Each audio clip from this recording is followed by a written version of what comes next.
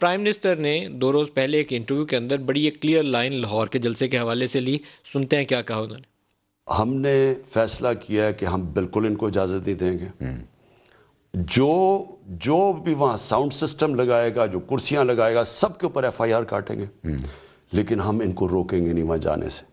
یعنی ہم کوئی رکاوٹیں نہیں تاکہ ڈرامے نہ کریں، یہ کوئی ریولوشنری نہ بنے، یہ چے گوارا نہ بنے. صرف اپنی چوری بچانے کے لیے کر رہے ہیں. ہم نے کہا کریں کہ اگر مجھے یہ کرسی چھوڑنی پڑے چھوڑ دوں گا، لیکن میں اپنے ملک سے اتنی بڑی غداری نہیں کروں گا.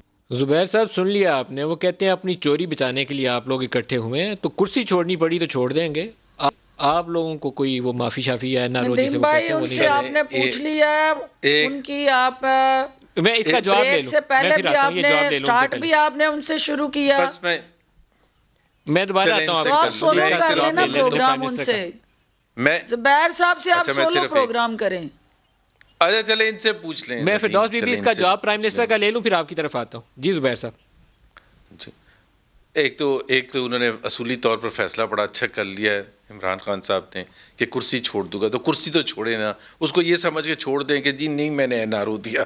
تو چلیں بڑا اچھا ہے، ایک فیصلہ تو ہو گیا کہ نہیں. انہوں نے خود کہا ہے نا، انہوں نے خود کہا ہے کہ میں کرسی چھوڑنے کے لیے تیار ہوں. تو ایک ایٹ لیسٹ 90% تو وہ ایگری کر چکے ہیں. ان کو بہانا چاہیے کہ میں یہ کہتے ہوئے نکلوں گا کہ دیکھا میں نے NRO نہیں دیا، میں نے کرسی چھوڑ دی لیکن NRO نہیں دیا. اگر وہ اس میں خوش ہوتے ہیں تو اس میں خوش ہونے دیں، کرسی چھوڑ دیں، خدا کے لیے پاکستانی عوام کی جان چھوڑ دیں.